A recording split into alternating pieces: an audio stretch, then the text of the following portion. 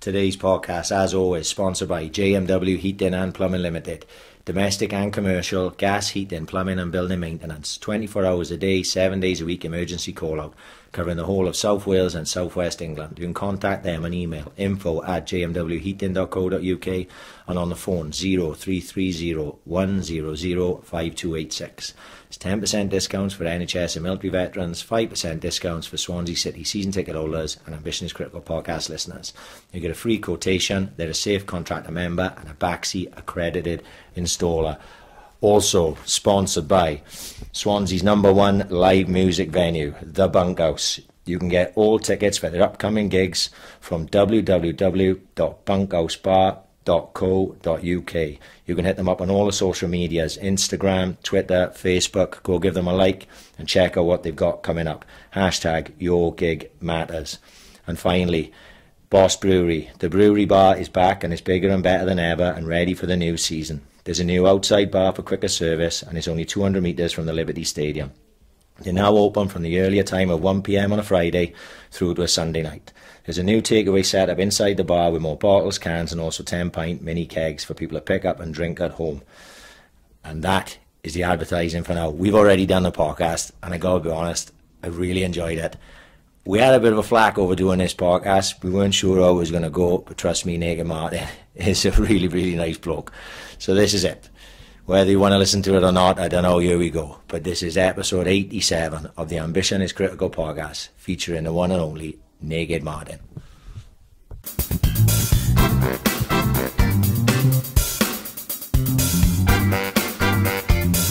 Ambition is critical.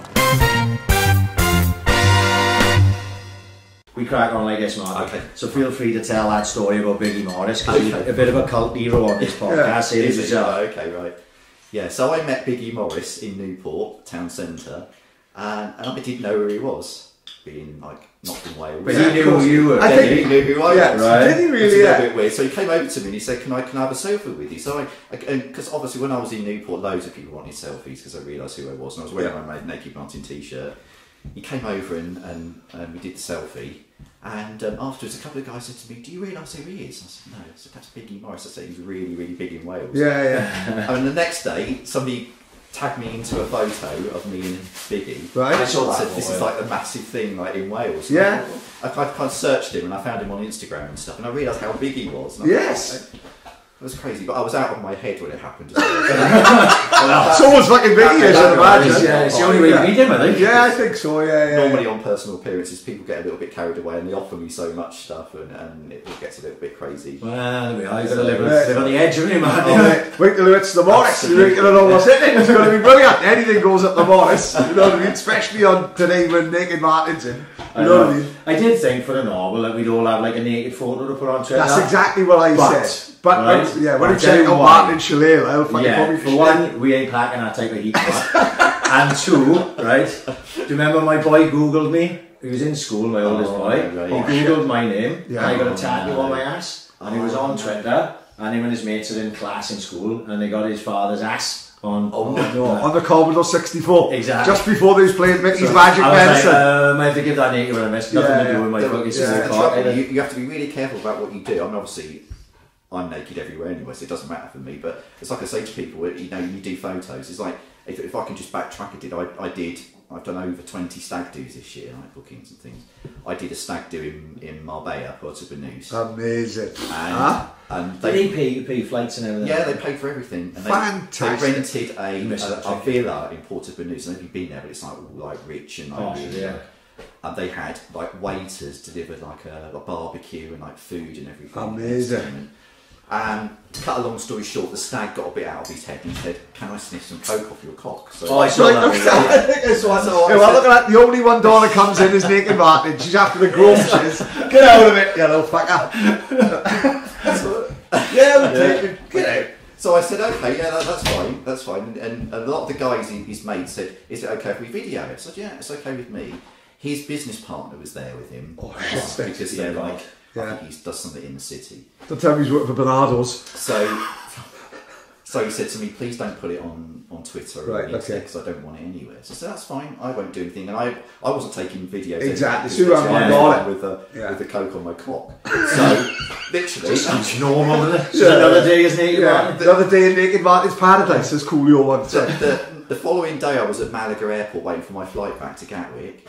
Gets on WhatsApp, somebody tags me into a video saying, what the fuck have you been doing, Martin? And there's a video of me sat on the sofa, which you've probably seen, Yeah, I've seen it, sniffing a coke. And I thought, fuck, he's going to hate that when he sees that because Yeah. he's going to go on the internet. Well, and it's it not literally even- was all over WhatsApp. Let's just start from the beginning. One, he's a big businessman doing coke off a middle-aged Englishman's penis as well. So there's not really a good ending to this, this story. Like, Should I start right from the beginning? go on, Yeah, let's cross him up now, fucking. How I was saying to Ryan in the car, how it's all happened by accident and none of it was by design. I've been a nudist all my life, or naturist, whichever you want to call it. So I'm really comfortable being nude. That's never been an issue. Nothing. Did that start like really young? Yeah, my earliest memories of about 9 or 10, like playing in the paddling pool in the garden with my brothers and not wanting to put swimming trunks on, and Mum saying, put something on. I mean, it kind of carried on into my teenage years, and I would wait till Mum and Dad went out shopping, and I was on my own in the house, and I'd literally take all my clothes off and just walk around because it felt really comfortable to me. It wasn't a sexual thing; it was just being comfortable and just feeling free. I suppose that feeling of freedom, and it kind of carried on. And you get to that period in your 20s where you kind of work gets in the way and everything, and then it was only then that I got a flat of my own. I moved out, and I thought, I'm going to enjoy being naked again, and I kind of then understood the naturist thing. And I don't like to label people or myself, but then I went to naturist events and I kind of embraced it more. Then. But it's always been a part of me. So moving on a bit then, it carried on, sort of, I've always been a naturist, but I kept it to holidays and home and a few little naturist because events. one thing is, nudism and naturism stuff is way more accepted in other countries, isn't it? Because I was in Bulgaria now in July. We were walking past the beach and there's just people just walking around. We've got men, women, the full shemong. It is like, is it because it's your countries? My last family holiday, we went to a place called SRT. Never heard of it before, never heard of it since. And there was a nudist beach out there. My mother nearly finished my own man because he was walking around with tiki in his trousers. Right? It was murder. She went fucking bananas, right? But like you said, is it a big scene in this country, or is it just like... It's not, no, it's kind of, it's become more and more. I think a lot of people don't identify themselves as naturist or nudist, but who hasn't skinny dipped or who hasn't enjoyed, even if that brief moment when you've had a shower and you get out and you just sit in the bed or you lay on the bed and you just enjoy being naked, just maybe 5 minutes before you get dressed. Don't tell me nobody likes that feeling of being... Oh fuck, you wouldn't even get me about 8 pints and I'm balling. Yeah, I've never even thought about it, to be honest. It's like nobody wants to label themselves because of that connotation, also because of the effect that it can have on your work life, your career. Well, if someone dug into me deep enough, who can find naked photos of me walking around to my mate's wedding? Easy. It was murder. It was... Ryan was naked in the middle of Wigwam Bam in our mate Louis' wedding. What the song? I took the cameraman's camera off and was walking around naked taking photos with the tie round his head. Our mate Lucky went back because his auntie became his friend on Facebook, and all she could see was a nephew's penis in the wedding. My mate's wife said to me the next day, a wedding photo. It was cold in that room though, wasn't it? And I was like, yeah, tidy. But you know, it happens, and people fuck around and all this. The thing is, the difference with you is you're a different step in it. Like I don't, you were taking it like seriously class part of your life as a naturist. Yeah, I guess for me it's become a lifestyle choice. Yeah. And luckily, because my jobs before I became Naked Martin full time were always customer services. I always worked in call centres, so it's never really been an issue. And before my last employer knew I was a naturist, I didn't make a secret of it. And although some people they kind of giggle and talk over it, most people are absolutely fine about it because it's not like today. It's not such a massive thing. It's until you explain it to people, they kind of understand that it's not. The thing is, being a naturist is nothing to do with sex, and that's what a lot of people they join sex and nudity together. But naturism is about enjoying life naked, being free, and it's also about the environment. It's about respect for you, respect for others, and just embracing nature, I guess. So what do you plan holidays around that then? So you go to certain places. I can imagine, Because I suppose as us it's not just not something you brought up with, is it? So it's not something No, you're even used no. to. You are literally the first and it's like naturalist I've ever met. I've got 2 brothers and a sister, and none of those they don't enjoy it. They know I'm a naturist, but it's like it was just me, and I don't know how that happened. It's kind of just part. So when do you have that conversation? Right, okay, because you're a gay man as well, yes, right? AIC breaking down barriers. I think this is our first gay man on there. First gay man. There's a few that could lots be. of little boxes. Well, there's a few that could have been in a closet. We don't no, Chris is 100% on the fence, and you know what I mean. You said that on me because you could have the backlash of that one. But yeah, is this all at the same time? You have that conversation, the naturism, the sort of coming out, or is coming out before that? The coming out came first, simply because that's a much larger thing. Yeah, and that was kind of stopping my life choices and having a. Because I came out quite late in life. I came out when I was about 27, 28, which nowadays seems quite late. So what sort of year are we talking about there? That was about 1990, sort of early 90s, around that time. But it would have known way before then. Sorry? It would have known way before then. Oh yeah, I knew I was gay at about 8 or 9. Yeah, really? Say. Yeah, absolutely. But it's kind of, you don't really understand it as a sexual thing. It's just, of course not. You know you're different. And I can remember having crushes on with watching the TV. My first big crush was Star. Do you remember Starsky and Hutch? Yeah, David Soul or the other one? David Soul. David Soul, yeah. My mother was into David Soul as well. My first TV crush. Yeah. And I kind of kept thinking to myself, oh fuck, I'm gay. There was no role models at that time. Of course, yeah. Everybody on TV and the media that were gay in those days were people like Larry Grayson. So they were a bit fruity. It's all that completely, you know, and it was like, oh, I can't identify with that because I've never been effeminate. I've never been into drag or anything like that. I'm just, you know, to me, in an ideal world, you shouldn't have to explain to people you're gay because you don't introduce yourself as straight. Of course not. So yes, why should I introduce myself as gay? And to me, my sexuality is kind of irrelevant just because of the fact that I fall in love with guys is kind of, it doesn't, you know, it's, I don't really get that, but I guess it's because I'm gay and other people don't understand me. There still is a lot of homophobia around, and you know that's never going to stop. I don't. But do you think in the early 80s, around about say when he would have known, look at like Elton John got married, Freddie Mercury, like everyone thought Freddie Mercury had a girlfriend and all that. Absolutely. I think that would be the time. I think, and I think it's far easier now. I think if he was born now, we would have been Martina by the time he was 12. Everyone no fucker wants to be gay now. They all want to turn transgender, don't they? I think it's a lot easier nowadays is because the parents of children now are our age and they kind of like grown up to it. They've grown up where my parents were sort of born during the war, and to them to be gay was the worst thing ever. Yeah. And when I first, I was a bit of a coward. I came out I wrote a letter to my parents. Yeah. Because I didn't want to confront them, because I knew what the reaction would be, and they didn't take it very well. No, I'd have thought you would have said then, they fucking knew anyway. They knew. My mum did say later on, when we did get talking, that she did know, but she wouldn't say anything. Well, to take that back a sec, because let's say we met for the first time, there's no such thing as Naked Martin or anything like that, and I don't know you other than Martin. You don't strike me as gay, do you know what I mean? You don't automatically strike me as a gay man. Even with a pink shirt, we all got pink shirts. You rock it to the extreme, do they? Do you know what I mean? But yeah, that's right. There's no, that's spot on. Yeah, it's not, you know, because you know, and like you say, maybe it is a slight homophobia on my part, and then as well, you start to think effeminate, don't you? You automatically think effeminate. That's not necessarily the case. Of course, it's not. You know what I mean?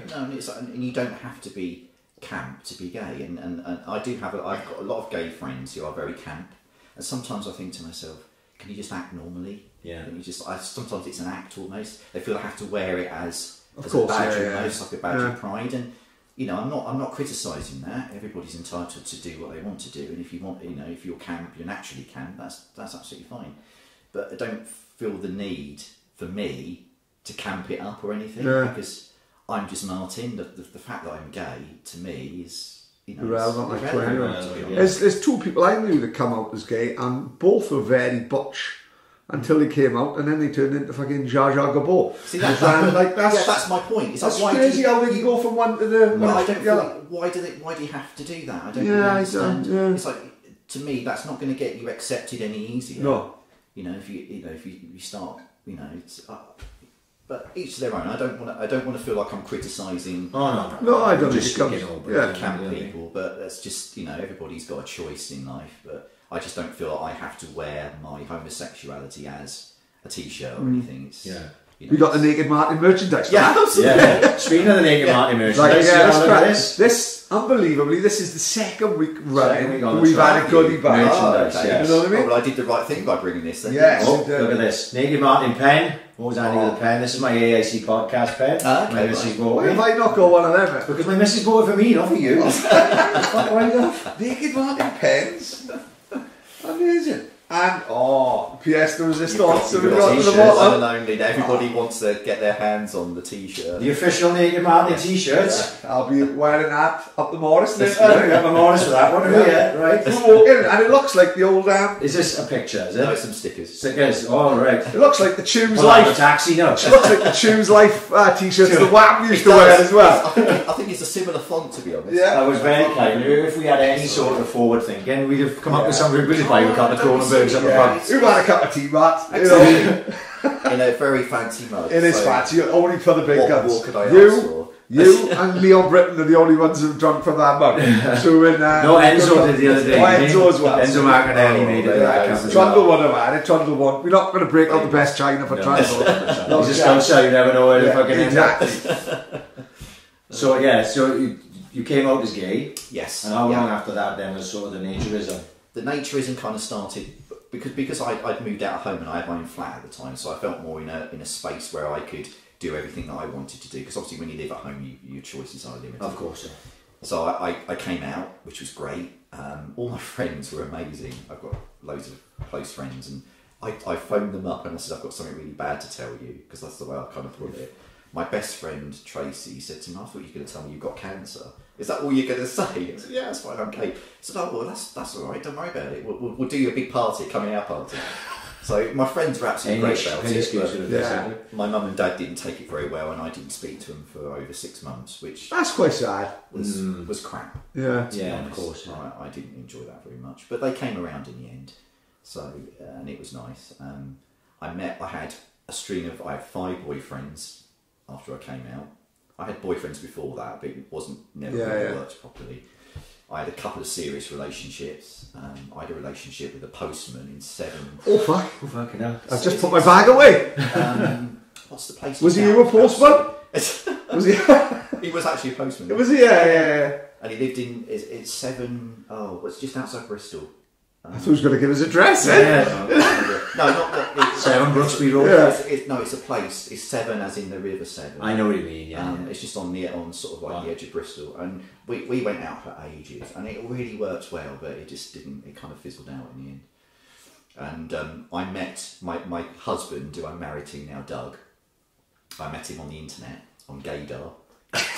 Is there really a place called Gaydar? Yeah, is that such I'm a not thing? sure if Yeah. it's a thing anymore, but it was a thing in the early 2000s. So what's that? The equivalent of Tinder? Yeah, basically, yes. I got it, yeah. And we met, and he lived in Luton at the time, so it was a little bit of a trek from me, because I have to literally go across London to the other side. And we first talked on the phone, and we got on so well. We were on the phone for nearly an hour. He worked at Marks and Spencer at the time, funny enough, which is and we kind of just clicked, and that worked really well. And I moved up to Luton. I lived up there for 2 years, hated it. Luton was a bit of a dive. Yeah, I've heard Luton I've be heard best. Luton could be a bit ropey. I can't imagine who's strutting around with Toby Robinson and all the boys. That's not your cup of tea, Matt. The best thing about Luton is the airport, as you get out. Yeah. To be honest, but it made me grow up, because I'm a bit of a small town boy. So it gave me. I don't regret anything I've done in life, because I think it all. Even if you have some bad times, it makes you grow up. It gives you I met so many wonderful people while I was there. I also nearly got mugged. I saw a car petrol bombed. I saw a fire engine having stones thrown at it. And being from a small town, I was like, what the fuck is all this about? Yeah. But Different world. Doug said to me, oh, welcome to Luton, this is what happens. And I thought, okay. Yeah. So where are you from? From Andover. What's that, like a little village? Like, No, it's sort of a medium-sized town. Yeah. Sort of smack in the middle between Basingstoke and Salisbury. Because that could be fucking Kuwait. Yeah, we don't know that could be anywhere. When you say you're a small town boy, so fucking we don't fucking leave Swansea unless we're going on a piss in 2 weeks. Yeah. Well, it's a big Swansea's a big town compared to Andover. Yeah, so it's kind of like, So it was an eye opener. And when I said to Doug, I want to move back home to Andover, he said, yeah, that's fine, I'll come with you. So we moved back. And then we had our civil partnership in 2006, which was really lovely. Was it a big do? Yeah. We had a service in the register office in Basingstoke, which was in the May after they because the government approved the Civil Partnership Act in 2005, right? December 2005.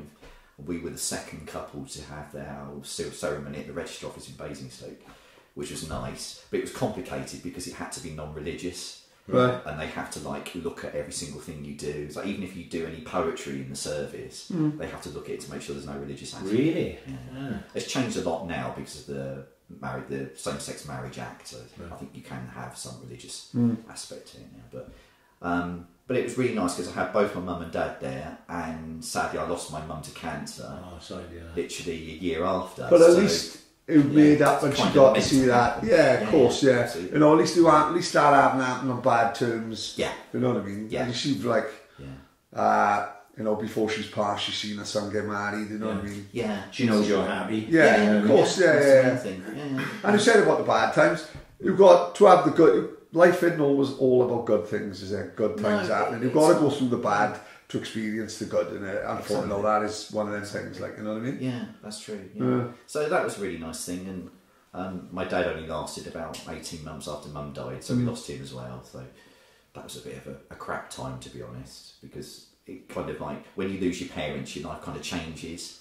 Because I don't know about you, but when you have parents, you all Christmases, birthdays, everybody sort of goes around because it's like the nucleus of the family. Of course it is, yeah. And as soon as we lost Mum and Dad, it was like all my brothers and sisters kind of boof, we all sort of where did we go? Yeah, of course, yeah. My older brother lives in Spain now.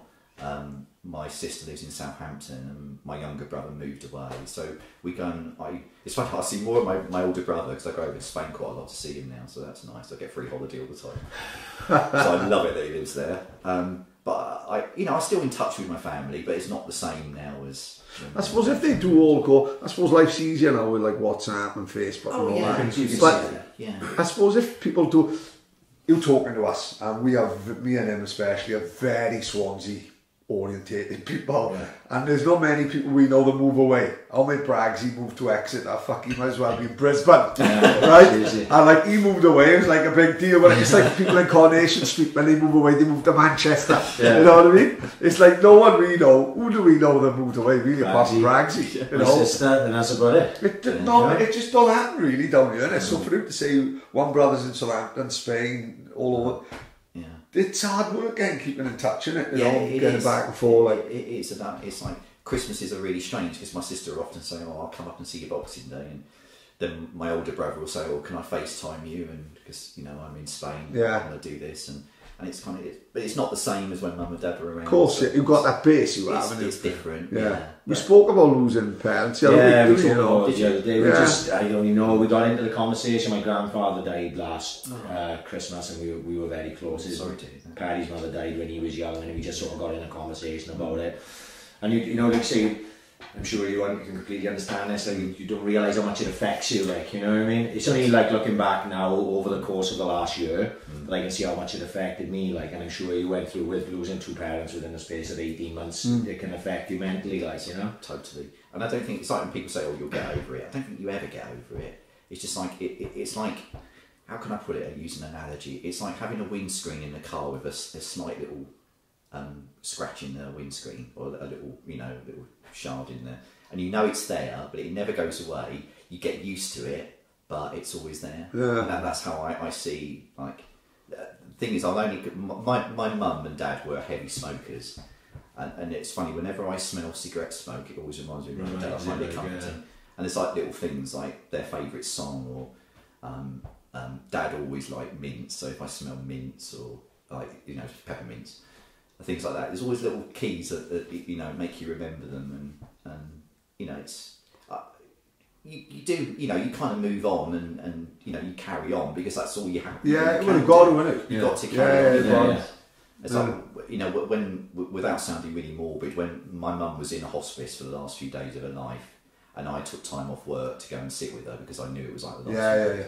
And I remember vividly, she sat there in the bed, and I sat on the bed with her and held her hand, and she said to me, Martin, she said, don't ever stop doing anything you love doing, just do everything you want to do, enjoy every day for what it is, because you don't know when it's, and I remember that, and that's part of the Naked Martin thing as well. It's like sticking two fingers up at everything and just thinking, fuck, I'm going to enjoy my life, because you just don't know what's around the corner. It's like you put off a lot. So I'll put that off till tomorrow, or put that off to next year, or do this. But you've got today. Like, make the most of everything, because you never know, and all the relationships you have and all the people in your life, they're not there all the time. They might not be there in the years to come, or days or weeks. A lot of that mirrors this and what we've done. Is that I thought about doing a podcast for a number of years up until we actually got around to doing it, and that same thing, it was sort of like, why the fuck wouldn't I do it? If only 10 people listen to one, and then I never do another one, at least we had a crack. And our sort of journey to this point, meeting you, sort of your journey's going like this, and our journey's going like this, unless we just met you like this. When you started your thing and we started our thing, we couldn't possibly have thought that we'd be sitting here on a Saturday afternoon doing this right now, because 2 years ago when we started, we didn't even know who you were. Exactly. And a year ago when you started, you didn't even know who we were. No chance, you know what I mean? This is the great thing about it. It's like that you'll find you come into contact with people that you've never ever have met before. And that's what I love most about Naked Martin, is so many varied people that I've met over the time that I've done it, all the different situations I've been in and the places I've been able to go, and it's just been a gift, to be honest. All the, like, especially since I started doing the personal appearances, which started around February this year, and I was very worried about doing personal appearances because I did videos for ages. I kind of jumping ahead with the Naked Martin thing. I don't know if people realise that are listening to the podcast, but it kind of all kicked off last year when I did the World Cup video. That's what I remember. With the England flag up my bum, so excuse Welsh people. Did it not? How did it originally,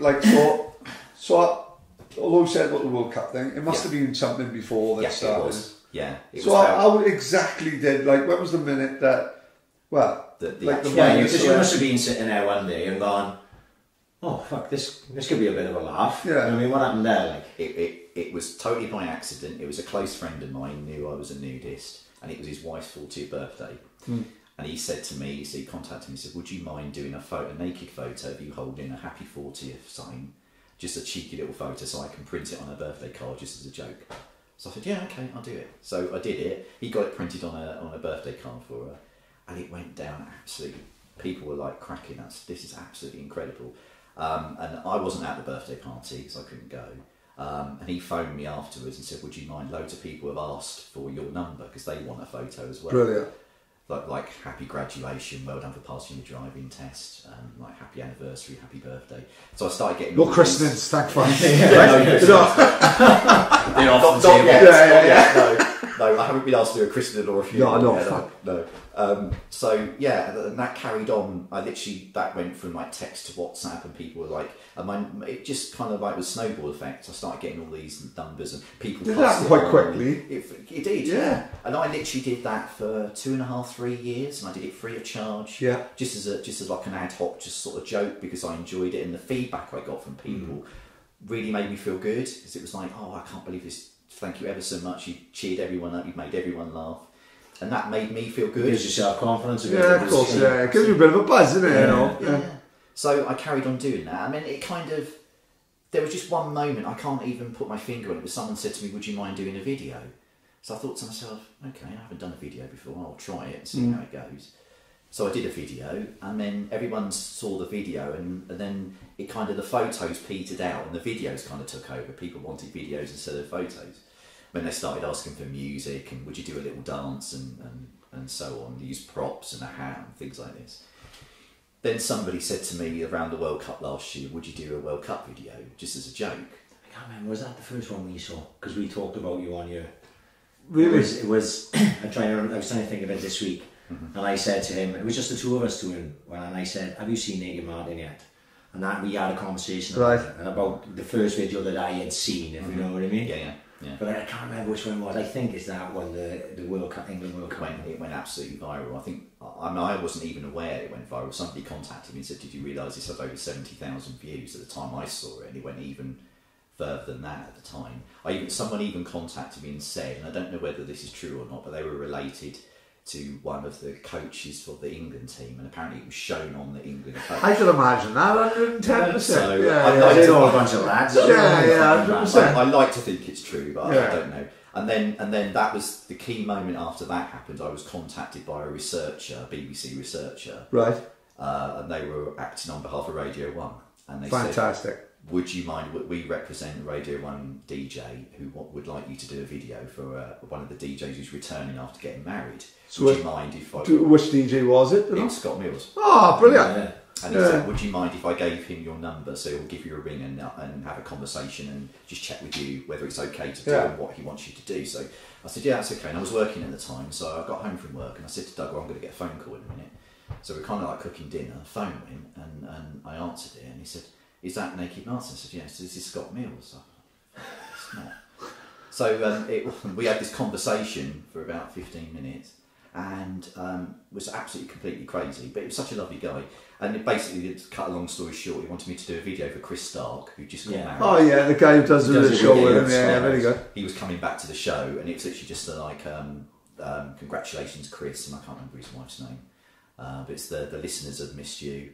This is like a little video just to say welcome back. So how did it work on the radio then? And the Willy Wiggle sort of thing. Well, obviously they don't put in the visual on it. No, I know, but they had you on. They played. Scott showed him the video actually live on air. Right. Okay. So right. I see. Yeah. Good. He was like totally. I mean, it was completely crazy, absolutely crazy. He laughed and laughed, and he knew about me because he'd shared the World Cup video, and this is how it all came about. And he put like an excerpt on Instagram, obviously cut out the news. Of course, yeah. Must have been a big excerpt, Matt, and all that. Took off half the screen.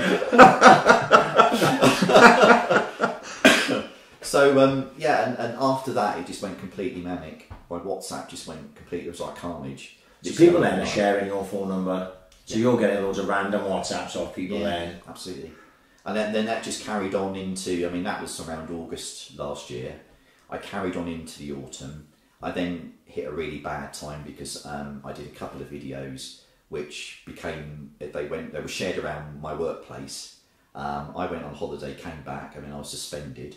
Oh, so what videos were these exactly? These were there was one shit video. Oh, see, this is the Obviously, problem. This is what has become synonymous with I would get to it. This is the thing. I think when you see, I just say I speak from my point of view, which bans everything. So when you see like you and I followed you on Twitter and stuff, and then you get, obviously we don't WhatsApp groups, you get this, it's another Naked Martin video, he's fucking singing the Swan Song or something like, right? And then all of a sudden it was like, I think the first one I saw, which I remember going, was, did you piss in a cup and tip it over your head? Yeah. Right. And I was like, oh right, there's a little turn to the, it's a little turn in a different direction, isn't it? The dark side. Where's this going to go from here? And then next thing, it was I didn't even watch the shit sandwich, right? Because that's really not my bag at all. And I just saw enough to know that I didn't want to watch it, right? Yeah. And I'm like, oh, that's enough for me. And I'm like, after that then, I was scared to watch them because I was like, what's coming next? Someone says Alabama hockey mask to me. I'm like, what the fuck's Alabama hockey mask? Can you give me the cliff notes on it? This is the new one to me as well. The Alabama hockey mask. Yes. It's basically, it comes from the Urban Dictionary. Right. I wasn't even aware of what it was. I never fucking knew this. Prepare yourself. Somebody asked me to do it and they paid me 50 quid to do it. And basically what it is you put a piece of cling film down on the floor. Yeah. You shit on the cling film. Yeah. You wrap the cling film around your head. Right, smart. and then you basically have to get out of it before you suffocate. Fucking hell, Martin, what the fuck? That's what I'm telling you. Yeah. But this is really quite serious because the video nearly went wrong. This is what a lot of people don't realise. What? No, I did it. Well, I thought Michael Hutchins' job. I try and kind of going to turn to the grave. For hygienic reasons, I try and do them in the garden if the weather's okay. Right, For obvious reasons. Obviously, right. Yeah. Doug was out. Poor Doug. I feel sorry for Doug. Imagine Doug coming over to that, Matt. Fucking hell, you'd have put his pocket in the 50 quid and fucked off. So I'm sat there on the decking, trying to keep the cling film down. So if you put cling film outside, the minute the wind gets it, not. blows it Yeah. So I'm trying to try it tomorrow. Put a bloody cling film on the decking. Managed to do my shit on the cling film. Right. So that's fine. Okay. So puts my cling film around the head, and you know what cling film's like. Once it gets together, yes, it falls up. Yeah. I done it when I wrapped my glue. chicken tikka up the other week. You'll never be able to eat chicken tikka again. Without, I mean, if anybody's eating right now, stop. Don't eat. But literally, the shit's in my face, my nose, my mouth, and I couldn't get the bloody cling film off. So I'm thinking, oh my god, literally, like it must have only been about 30 seconds. That's enough. That's a long amount of seconds. Yeah, but that was enough. Seconds. That was enough for me to start panicking because I couldn't get the cling film off. I tried to roll it because my hands were like slipping because of all the shit. So I thought, well, the only thing I can literally do is stick a finger through my mouth. Right. So I Till can you get the air out. But then, of course, I got a mouth of. Oh Lord. Right. So it's just like, oh no. Let's take a step back a second. Yeah. Right? Sorry. So you get requests, yeah, right? Yeah. How did the request start then? So obviously, I suppose they just build, right? Because people are fucking weirdos, aren't they? Yeah. Right? So I'm sure you can confirm this. It's let's see how far we can push the naked market. Yeah.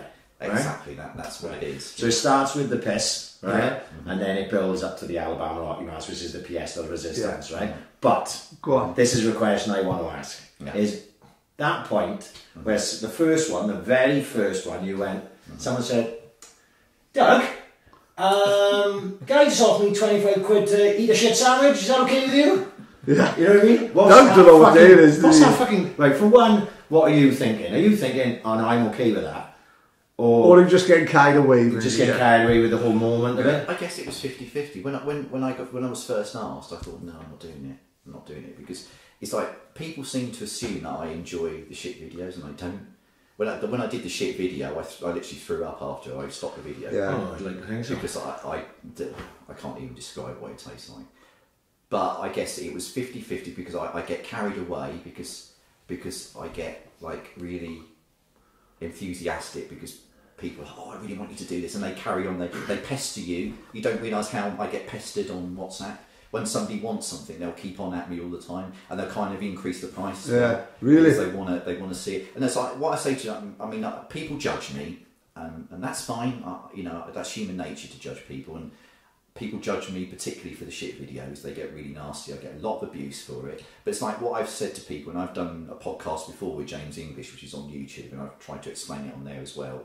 And what I say to people when they broach the subject is that, and I'm not trying to justify what I do because it's hard to justify. You aren't going to justify anything for anyone, so fuck up. We don't care. No, we don't. What I say to people is don't judge me, judge the people that request it, because none of those videos are. I don't wake up in the morning and suddenly decide to cover myself in shit or poo on a sandwich or whatever. Every single one of those is a request from a member of the public out there that wants to pay money to see it. Yeah. So, and I'm not judging them.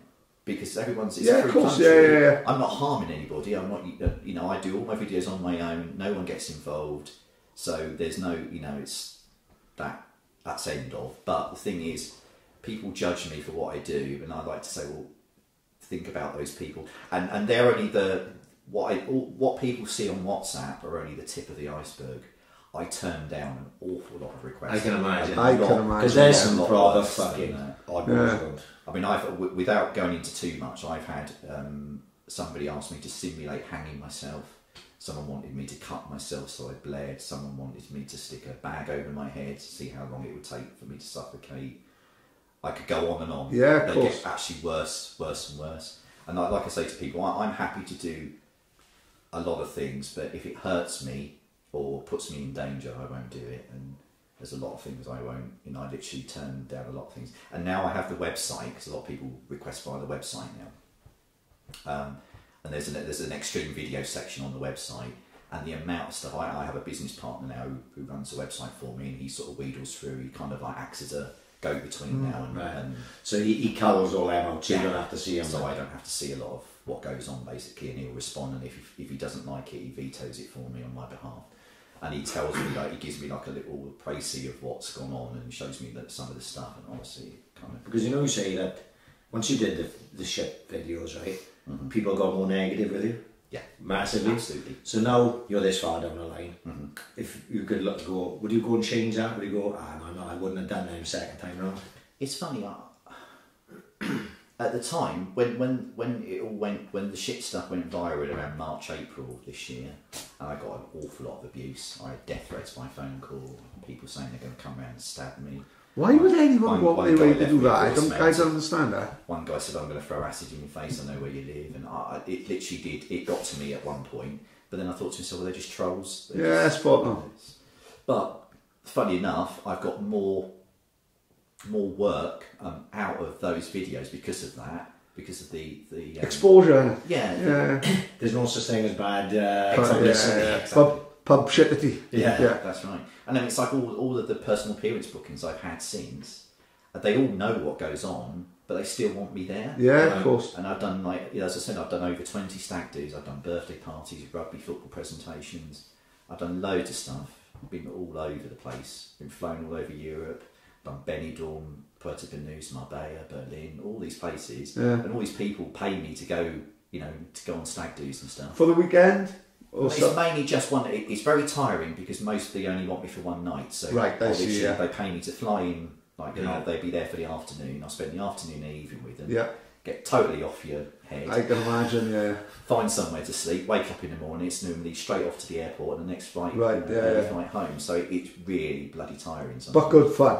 Yeah, absolutely. Yeah. And you've probably seen parts. If Nicky Martin was around when we had my stag, instead of being fucking handcuffed to that horrible dwarf, it would have been Nicky Martin. I have no doubt. That's just what people do. The amount of times I've been handcuffed to stags, and you get some strange reactions. A lot. I've had everything from this is absolutely brilliant, I want to hug you, to get that handcuff off. I don't want to be. It does. There have been some bad reactions, but once they've had a drink with me and they have a chat with me and get to know me, a lot of people say, "Well, you're not what I expected you to be." I can imagine that. So I think so. Like I said, you take the notoriety of the shit videos out of it. You seem like a completely well-adjusted human being. Exactly. Way more well-adjusted than me and this man. That's a fucking certain. You're well-spoken. Give me a few drinks, I'm not so well-adjusted. I think you were like a proper Middle England, middle-class gentleman. Yeah. You know what I mean? Yes. Who just happens to be... The internet is a crazy place. It is. It's enabled a lot of people to do things which you wouldn't normally have done, because without that, I mean, other than standing with a sandwich board by the motorway or something, how can you get exposure? Yeah. Social media and the internet has allowed anybody to become somebody. Of course, and it, it might not last for, I don't know how long it's going to last. I had kind of a plan in my head that it would only last this year and it would kind of fizzled out. But I'm now taking like 6 bookings for next year already for stag do's. Brilliant, yeah. The videos haven't stopped; they're carrying on, and I think Christmas will probably be busy as well because people love the Santa hat videos last year. So at the moment, it's kind of like it's going really well, and I'm still enjoying it.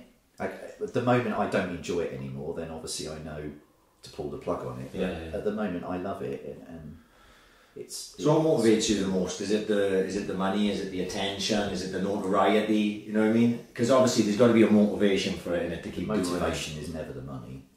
That's never been the motivating thing, because I did it for 3 years free of charge. Yeah. So that's kind of like, it's kind of, and it's funny, I had to be persuaded to charge. So I didn't like charging people, but it was only because I've now got a business partner, and he's kind of like got a head screwed on, and he kind of like took me on as he works as, he's kind of an agent stroke business partner, so he works with me, and he saw the potential, and he's monetised everything that I do, and I didn't like it in the first place. I wasn't too keen, but it's worked quite well. It's and it's enabled me to give up my job and do this full time, so that I can now go to all these personal appearances, because before I wasn't. No worry about time off and anything. Yeah.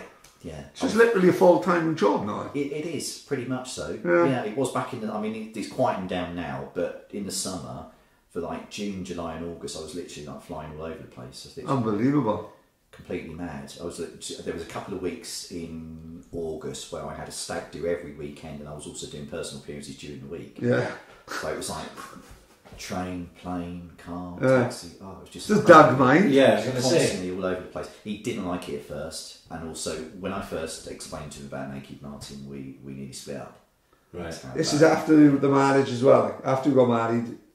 Yeah, this was about January, February this year. Really? When it already got really big. Yeah, of course, yeah. Viral and this stuff, and I thought I'm going to have to tell him before he finds out. Oh, you didn't know? He didn't wasn't know on aware of Twitter, it, no. only because he's not really into social media and stuff. Yeah, like yeah, that. yeah. So he wasn't aware of what I was doing, and how I managed to keep it a secret up till then, I never know. But I would kind of wait till he was out of the house, or do it in the room where he wasn't around. Quickly record a video and then open the door, kind of thing.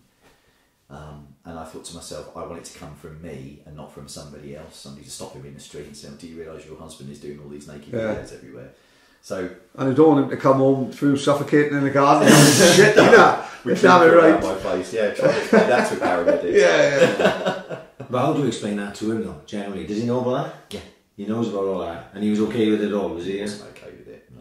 I mean, who would be? Yeah. And it took a long time to explain why, you know, now he knows if people request it and he doesn't want anything to do with it.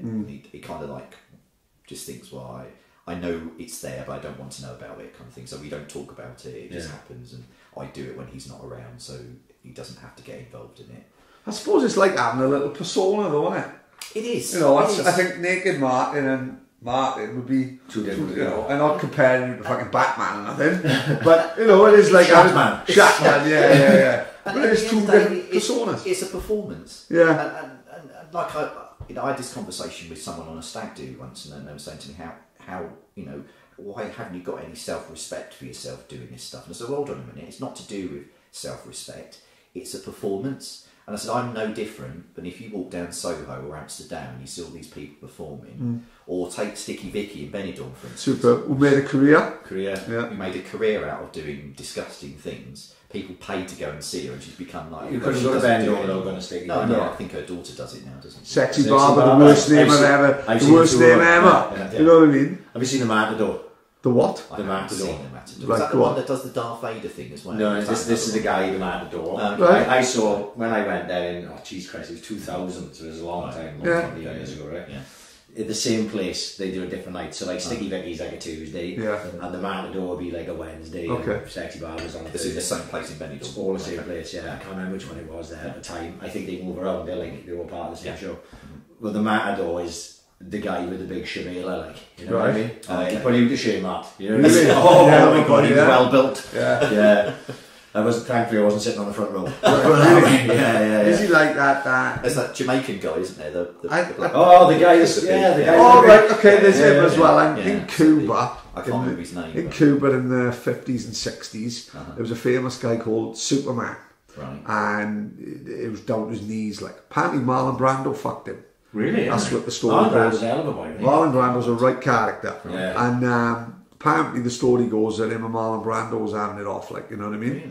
And he was famous in all these, I think before Castro come along. It was like Cuba was run by a corrupt general, and he had all the gangsters would come from America, and they would like run nightclubs and they'd plough money into casinos and they'd come over.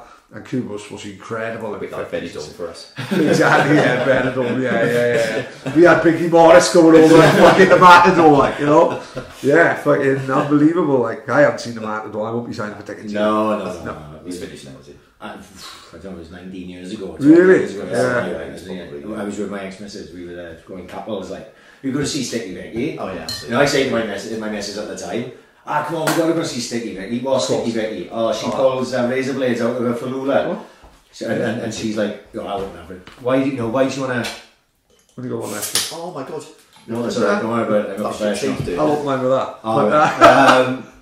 Do I know? No, I'm fine, you can. And it was like, we go to see Sticky Vicky, so we went. I said, can't come to Benidorm without seeing Sticky Vicky. And then she's seen on the sign, well, shit, they were the we got a Matador Sticky Vicky, we go into the Matador. Yeah. Alright, okay, fair enough. Take it on the chin. Not literally take it on the chin, I was quite sick. I mean, I wasn't that open-minded as a youngster, like, but... I've got a picture in my mind now.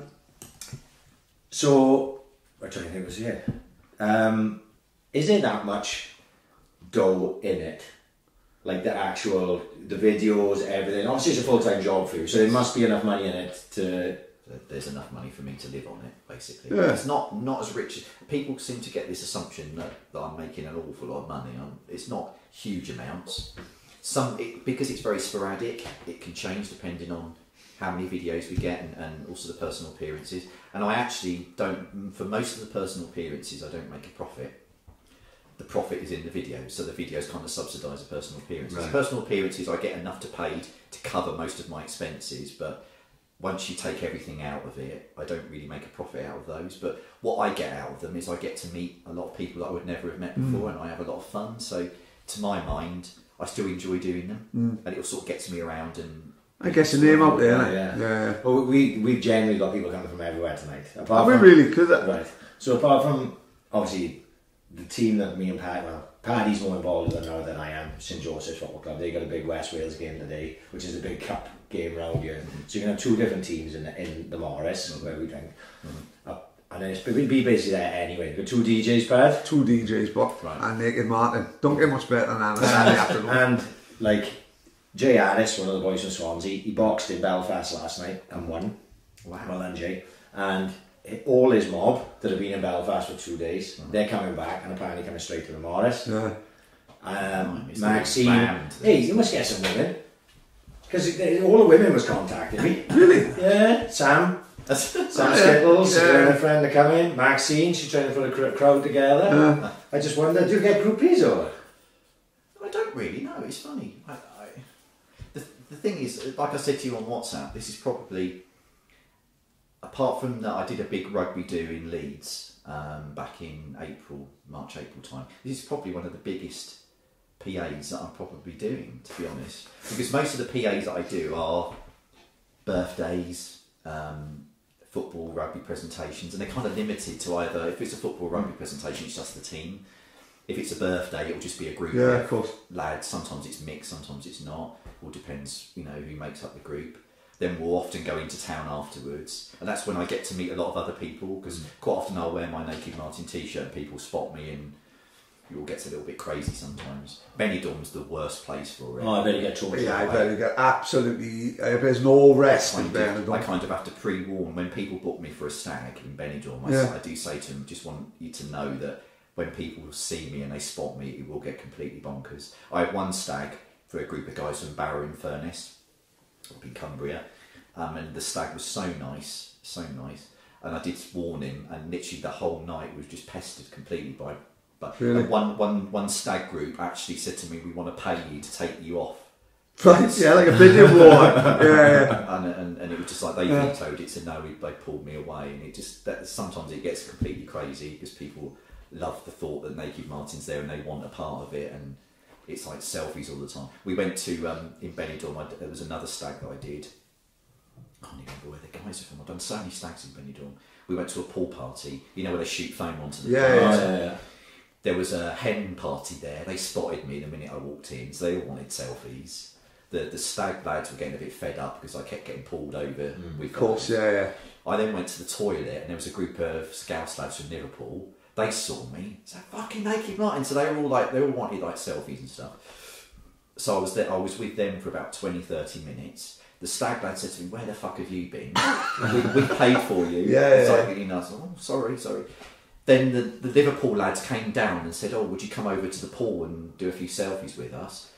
Stood by the pool doing selfies with them. Somebody pushed me straight into the pool, and I kind of which all my hands up really fully got yeah, 100%. I disappeared. The foam sort of went over my head. Yeah. I had so many beers, I was fucking drowning. Waving my hands. All you could see was like the Swamp Thing. There was like these hands coming out of the foam. And one of the guys jumped in and pulled me out, and there's this really embarrassing moment. It's like Naked Martin's been drowned in this pool party. That would have been one for the worry about your safety though, genuinely. I do sometimes. But there was a story that the person that pushed me into the pool was an Everton fan, right? And he'd seen the video where I shit on an Everton flag. Oh, come on! Yeah, Mark, you're asking for fucking trouble. Yeah, you're lucky to get stabbed. Paid to do that by a Liverpool fan, and of course he was getting his own back. So, right. Yeah, but fuck me, I'm sure if you got an ounce of common sense, he knows who haven't got the fucking, he knows who won a Wembley watching the fucking double winning. That was his moment though. He's dining out on that. He's sitting in a pub. He's sitting in a pub today and he's going, Fuck, do you remember that time I pushed fucking Nicky Martin in a pool in Yeah, Bendigo? we wouldn't be that. It wouldn't be that when he's been arrested by the Guardia Civil for fucking killing an internet sensation. You know what I mean? What the fuck? Well, I could have literally, if people hadn't realised I'd gone in there, I could have just disappeared under the phone, like disappeared forever. Imagine Doug. Fucking hell, Doug would be fucking heartbroken. What a way to go, though. Yeah. There's worse ways, man. By the Alabama fucking hockey match for fucking starters. I know. And that was the first time that I got a stag tattoo. Because people are aware I get tattoos. No. I didn't know this. On stag party. So there was a 24-hour tattoo place. Yes, we know all about it. You know all about the 24-hour tattoo place. That's what I got mine. There was one by this pool party. The guy said, "Would you get a tattoo?" And I said, "Yeah, that's fine." So I've got, I won't say his name on the podcast, you probably won't like it if I say it, but I've got the stag's name, loves dogs, on my bum. Right, okay. Teddy loves You dogs. can tell his boys, can you? Yeah. This is fact, like. They all absolutely loved it. So I thought, okay, this could be like part of my stag package now. Mark, you don't give a fuck, pal. I love it. So I now offer out, when everybody books me for a stag, I say, well, the stag party can tattoo me with anything they like.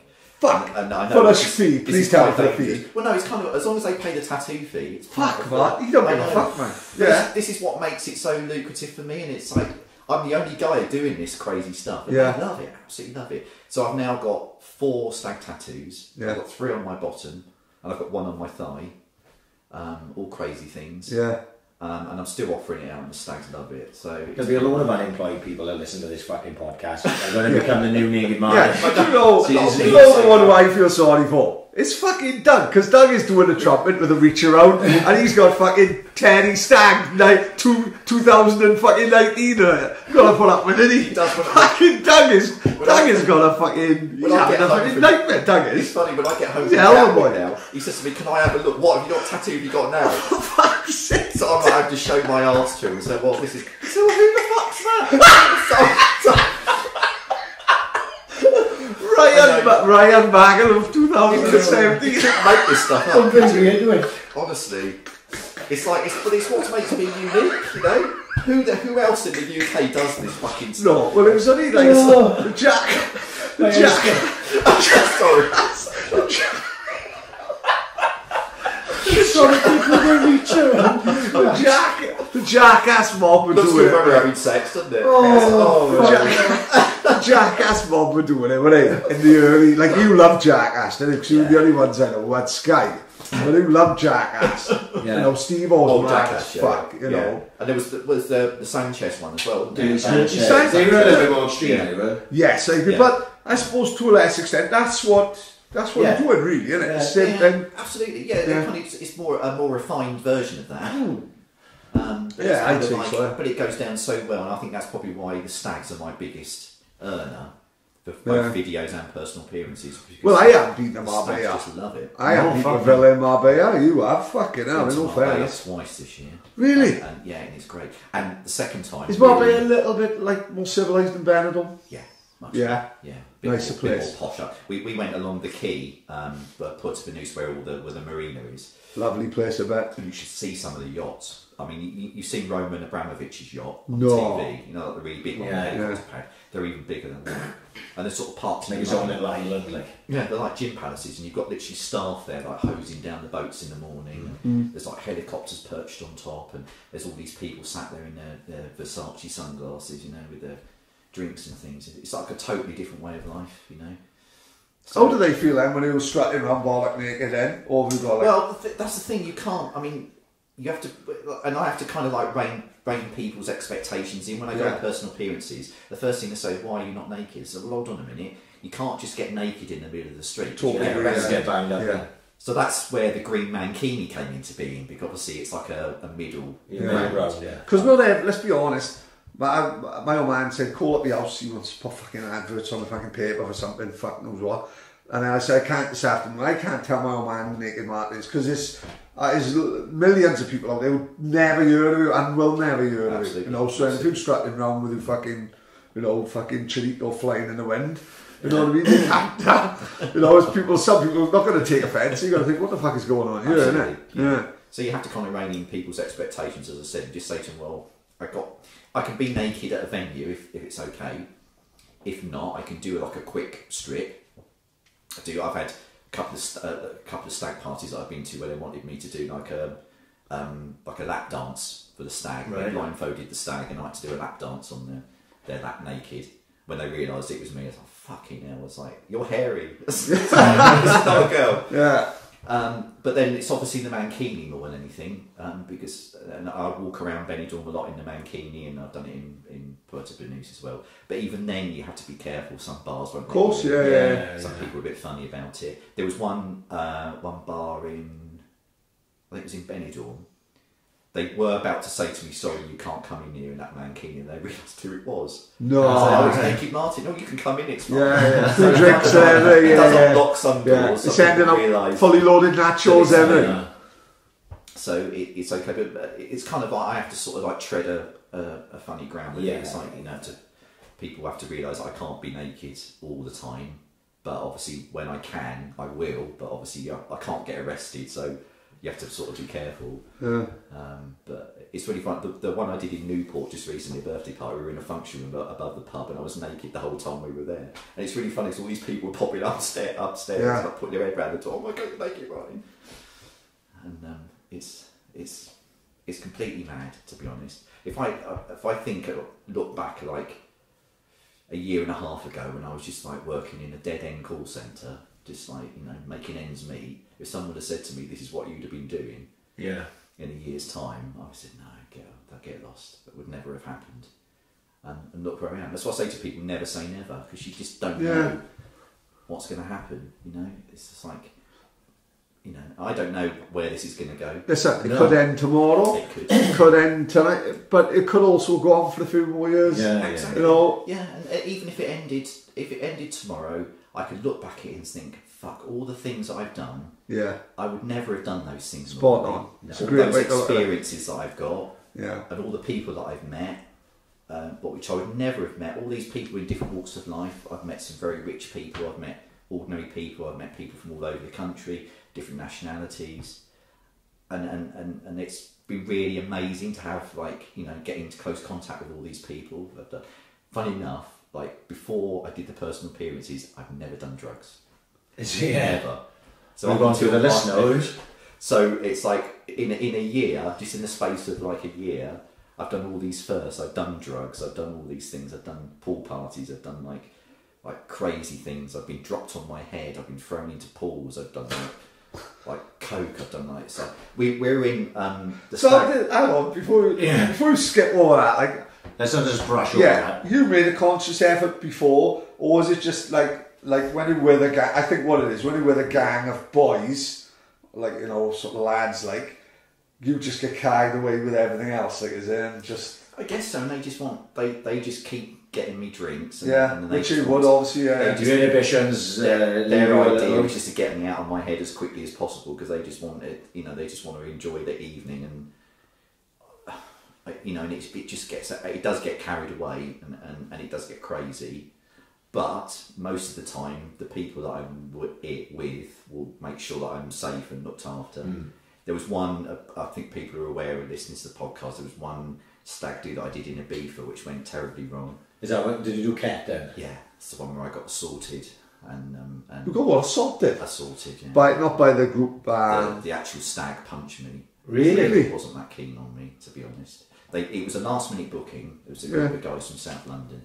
They said, "Would you come out to Ibiza? The stag really likes you, really loves your videos. Yeah. We'll pay for everything. Come out to it was in Playa d'Imbossa, so the Shire Hotel, the big one. Posh, nice hotel. Like the concerts and stuff. So I got a cheap flight out from Stansted, landed in Ibiza, got a taxi to Playa d'Imbossa to the hotel. In reception, the guy that booked me met me and said, "Oh, we've all checked out." So I said, "Where am I going to stay now?" "Don't worry, we'll sort something out." Because I was going to stay with them because they had a suite of rooms. Yeah. So he said, "Go and find somewhere to eat, and we'll find out where the stag is, and then we'll let you know, and you'll come and so you can meet the stag." So I went and got something to eat, and they came and found me about an hour later. Said the stag's on top of the Shire Hotel on the rooftop bar. Yeah. But be careful, he's out of his head. He's been on drugs all day. Oh, right. So he said, "Get in the mankini," and he said, "Come up with us," and then go behind him, sort of hug him from behind, and he'll turn around and he'll see who it is. I said, "Okay, that's fine." So I did that, knowing what he turned around and he looked at and took one look at me. bam, straight in the face. He banged it, yeah. Yeah, and I literally, because I was like, kind of knocked a bit, like, I couldn't quite understand what was happening at the time. I kind of like spun around and he fell on the floor. He circled around and there was this massive big statue next to him. Of this tray with tea lights on it. It was like typical Ibiza sort of stuff. Yeah. I think it was a dragon or something like that. He knocked it flying. It landed on the tile floor and literally smashed into smithereens. All this like, and the statue must have cost like thousands. Yeah. All the staff sort of like came onto the scene and they started threatening the police. They said, "We're going to get the police involved because you smashed a statue." So it wasn't me, it was that guy. Oh, they started blaming you? Yeah, started blaming me. No way. Yeah. Literally, I was in my mankini. They held me, stuffed cat up my nose as well. Oh, the stag. Just to make the situation better. Hang on, was this before or after? This was after I got punched. Right. And I have done ket before. I'm not going to tell a lie. I'm not some amazing saint. Yeah. But this was like real, like a beef strength ket. This was like.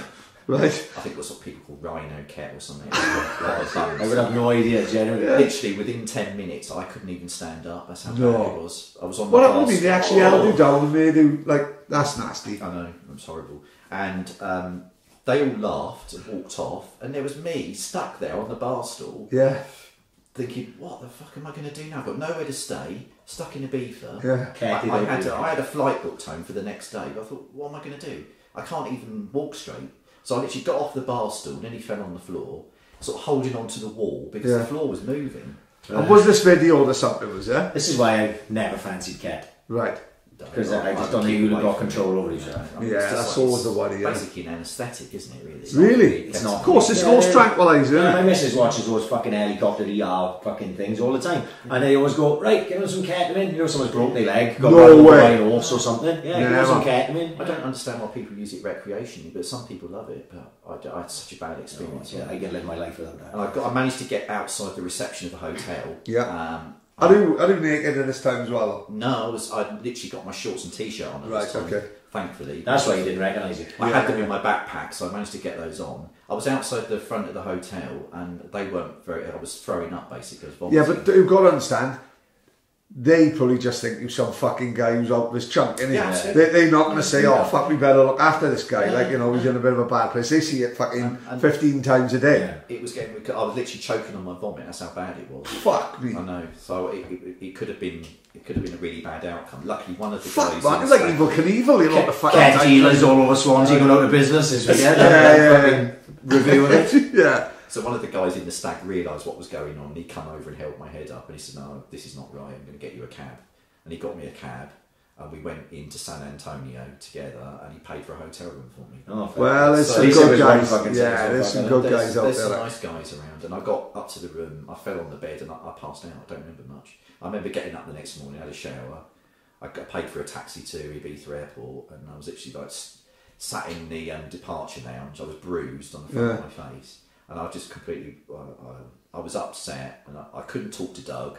Because I thought if I'm going to get really upset on the phone. Oh, yeah. And how do you explain that to Doug? Doug the drug. He won't know what's that. You know what I mean? You can't. It's one of them where, especially if you don't know exactly what you do, it'd be quite hard to explain, wouldn't it? Yeah. You know, you literally on your own there. Totally. Yeah. Because as he says to me, I don't mind you going anywhere on these personal appearances, but you must stay safe. Yeah. Which is not always easy to do sometimes because I'm on my own and it's another one of those extreme things. Yeah. Like, you know, if you get a group of good boys and they just get you pissed, and then the next people, they don't want to just get you pissed, they want to get you Charlie out there, and the next people want to go, well, let's chuck a couple of pills in it, and then the next thing it's cat, and fucking God knows you'll be fucking chasing a dragon next, fucking Pookie didn't die for nothing, and all that, like, you know? Yeah, that's right. And I kind of like, I've also learned, I'm not so naive now either, because I've had so many experiences, so I kind of like, I know when to call time out. Yeah. Literally. It's like when I was in Newport a couple of weeks back and we went into town afterwards and we were out till nearly 3 o'clock in the morning.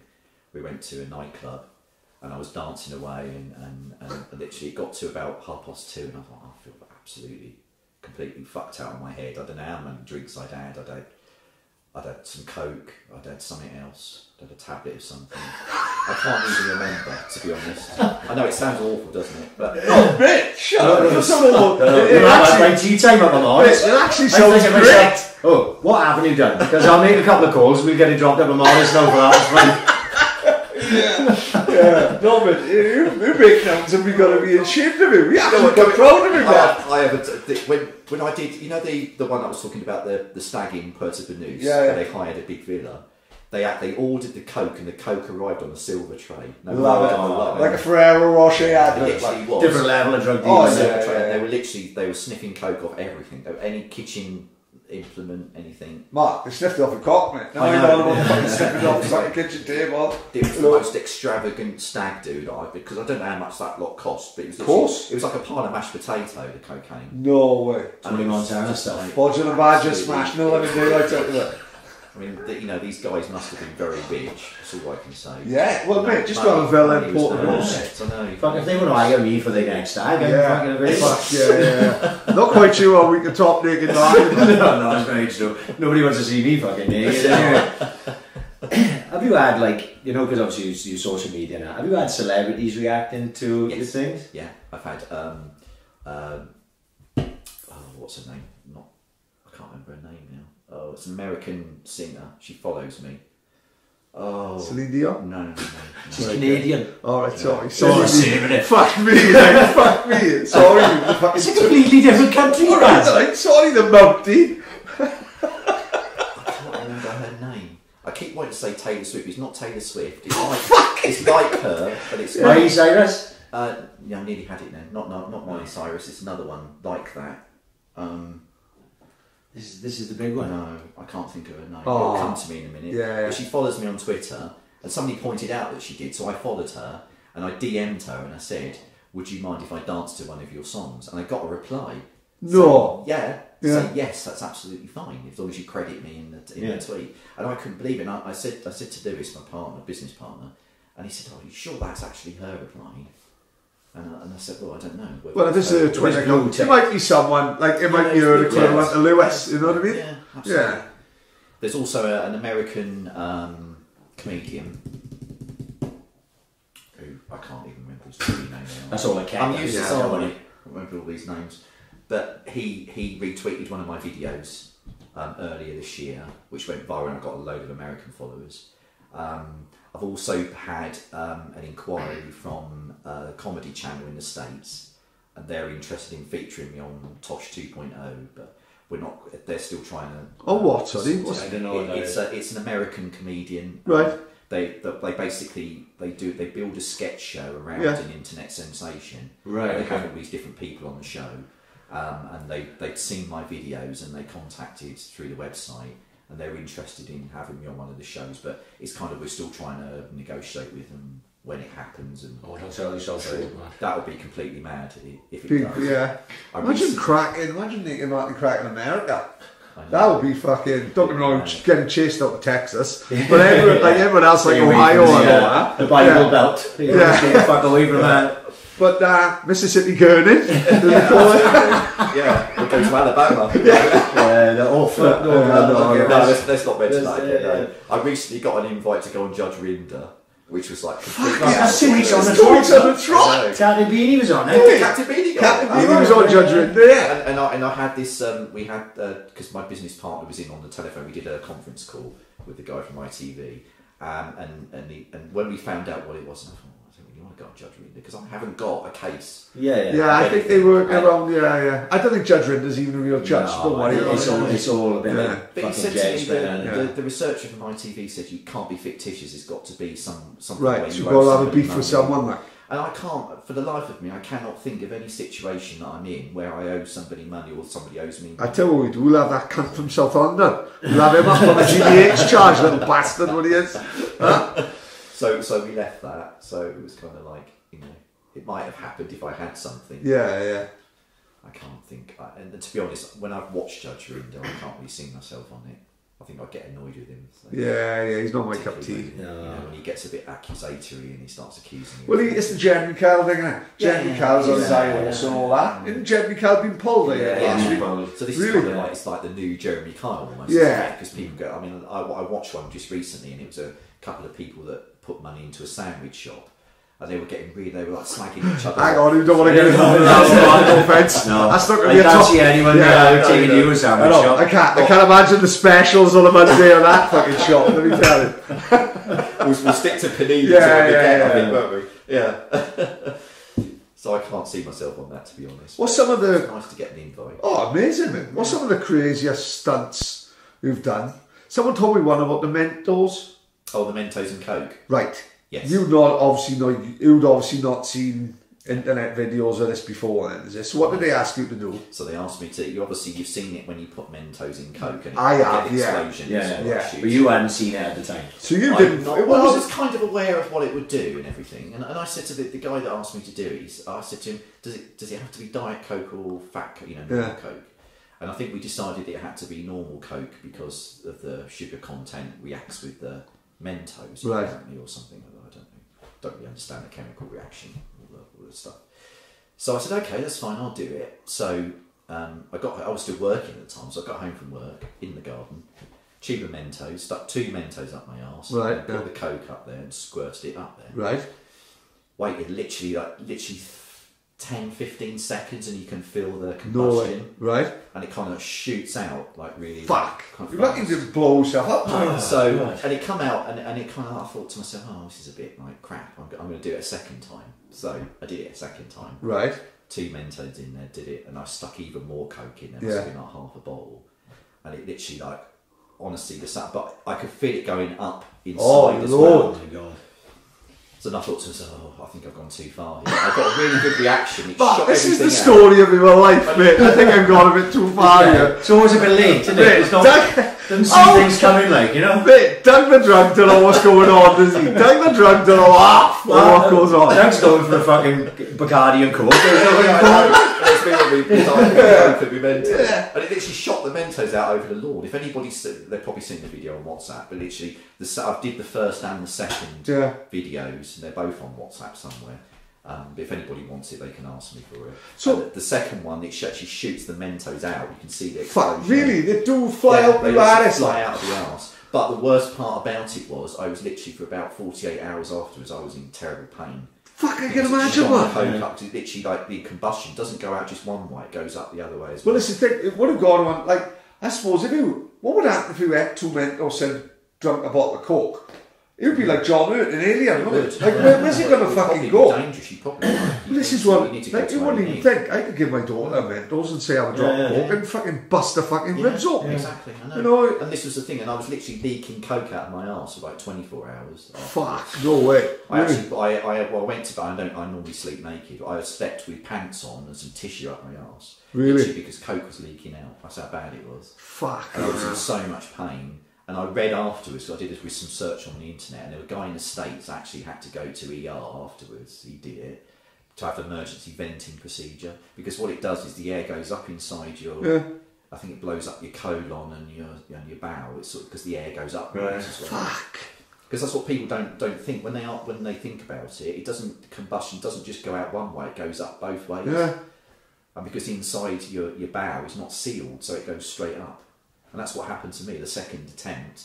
I put so much Coke in there, and the combustion I got was like really, really big. And obviously it just shot everything up inside me. So that's one stunt I'm never not doing again. Because that was really dangerous, really dangerous. So tell us, because we haven't talked about the story of how you got to know about us. Okay, yeah. Right. Yeah. So you tell that story. Yeah.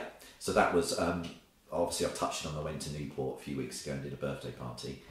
On the day after, I was getting the train home, and I got on the train at Newport, on the Salisbury train, and it was filled with Swansea City fans. They were on their way to Bristol. Of course, yeah. It was like a great day, innit? Yeah. Scotty Willett and Crow and all them, loving it. And I literally got on the train, somebody spotted that it was me, and I heard this like cheer, oh fucking hell, it's Naked Martin on the train. No, it can't be. And I literally worked, and literally standing room only on the train. That's how chocolate it was. This is what does my head in about trains now. It's a terrible fucking service. In '97, when we started going to London for gigs, you get on a train in Swansea, you guaranteed not only a seat, you guaranteed a table, which was handy for the Funketamine in them days, like I said. You guaranteed a table. Now, somewhere to put your Mentos. No, now you can't get a fucking chair. It's fucking terrible I was run, you know what I mean? It was ridiculous. Yeah. And all these guys were like coming forward, oh fucking hell, it's Naked Martin, because they all wanted to see it was me. And they were all trying to shuffle down the train. Yeah. There's people literally standing in the aisles. Of course, yeah. and I must have done at least 10, 15 selfies. And all these guys are obviously like tweeting my photo everywhere. And someone tweeted it and tagged in your podcast. Yeah.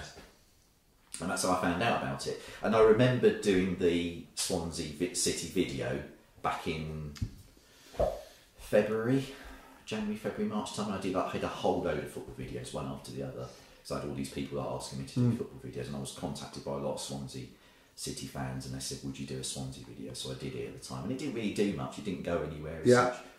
And I remembered I did it, and I thought, oh, this isn't a time to capitalise on it, because it seemed to have a lot of fans in Swansea. They all went completely bonkers. So I thought, okay, and they tagged me in onto your podcast. Because you tagged us into it, didn't you? You reposted that. That's right. Then I retweeted it, and I messaged Paddy, and I said, because I messaged Paddy in the morning to say, Nathan Martin's following us. And then you reposted that video, and I went, should we get Nathan Martin on the podcast or what? And I thought, like I say, we talked about in the car on the way up there.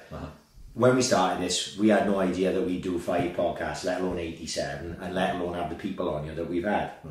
So even with yourself, I was like, you can't get Naked Martin, it's fucking Naked Martin. I don't even know where fucking Naked Martin lives. But all I know is that Naked Martin doesn't live anywhere near me, like, you know what I mean? And I said, Paddy, well, fuck it, go on, we may as well ask what we've got to lose, because that's basically been our man. Because this happened within the space of 2 weeks. We went from 0 to 30. They're like the Mentos up your ass. We went from 0 to 30 in 2 seconds. It was just like, just get fucking Naked. Well, last night, and you obviously said, yeah. Literally, there was no, I'm not sure, I'll have to let you know. It was, no, 100%, I'd love to do that. And I was like, fucking hell, Pat, Naked Martin does do the podcast. And obviously we went on holiday, and then we arranged it. And, you know, like, we know that there was a tad of negativity, right, about you coming on here. And it was, and genuinely, if you look at it, it was 1%, right? Compared to 99%. Massively fucking positive. But what you find with any negativity is the negativity screams louder than the positivity. I agree with that. And especially for us, because we've had such positive, we've been very lucky that we've had majority positive ever since we've started. So the negative then stands out more. If we were getting negative from the start, and we would be used to it by now, and we wouldn't pay no attention. So when the negativity came, it was like, fuck, are we doing the right fucking thing here? Do you know what I mean? And obviously me and you had the conversation, because you did. I got worried because I thought it was going to have an effect on your podcast, and I didn't want your podcast to, with the negativity. Whatever I do, unfortunately, I do get a lot of negativity. I wouldn't say a lot, but I do get, a proportion of everything I do gets a little bit of negativity, and I get abusive tweets and stuff, and I know that sort of comes with the territory because people judge me for everything I do, and I knew that would happen. I kind of thought, hopefully it doesn't happen too much, but when I saw a lot of the tweets, I thought, I'm going to have to contact you and just give you the opportunity. And that's fair enough. But if you wanted to pull it, the thing is, what people would like to think by now, they've listened to all these podcasts at this point, it's pointless fucking telling us anything, because we'll do what we fucking want to do. Right, it's as simple as that. So, it wasn't like we had Myra and Lee fucking coming in yet. Funny enough, we got planned for next week. Actually, she's going to let me know later on. It all depends if she gets pulled on Judge Rinda. But, I got to be honest, at first I didn't really consider the negativity. It was only when it came, and then I was like, fuck, even question myself. I was like, is this the right thing to do? And then I was like, no, fuck 'em, I'm not going to be, I don't get dictated to by anyone except my fucking wife, right? So I'm not going to get other people to dictate to me, like, and what I'm going to do and what I'm not going to do, like. And I hope now, like, after doing this, is that people will realise you just, apart from the crazy life that you've got, are quite a normal bloke. Yeah, absolutely. Behind it all. It's funny, a lot of people accuse me of having mental health problems or not being sane or whatever, but that's far from I'm completely sane. I understand everything that I do, but I'm a performance act. It's part of the act. Unfortunately, people judge that, but let them judge it. The thing is, at the end of the day, we only have one life. If I took notice of everything that people said, I would probably just sit in the corner and cry and not bother doing anything. But spot on. I think, fuck it. I'm going to stick 2 fingers up at people, whatever they think, and just do whatever I do, because there is a high proportion of people who still love everything I do. Not everything, but it still cheers people up. People love it. There is a place for Naked Martin at the moment, and it's not all about the shit and the stunts and stuff.